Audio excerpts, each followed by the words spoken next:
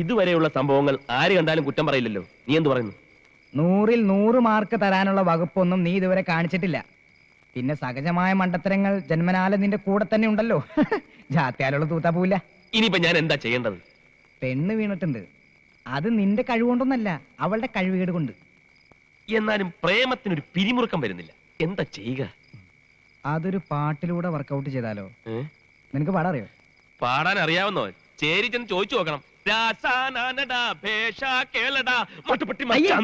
ഈ വക പാണ്ടിപ്പാട്ടൊന്നും പറ്റില്ല. ഇതൊന്നും ഇവിടെ ശരിയാവില്ല. ശരിയാവില്ല. തനി മലയാളം. എന്നാൽ പാടി ബോറടിപ്പിക്കാനും പാടില്ല. നമുക്ക് പഴമയിൽ തുടങ്ങി പുതുമയിൽ തീർക്കാം. മനസ്സിലായില്ല? മനസ്സിലാക്കി തരാം. അതായത് പ്രേം നസീറും ജയഭാരതിയും പോലെ, മമ്മൂട്ടിയും സുഹാസിനിയും പോലെ, മോഹൻലാലും ശോഭനയും പോലെ. എന്തിന് കുഞ്ചാക്കോ ബോബനും ശാലിനിയും പോലെ.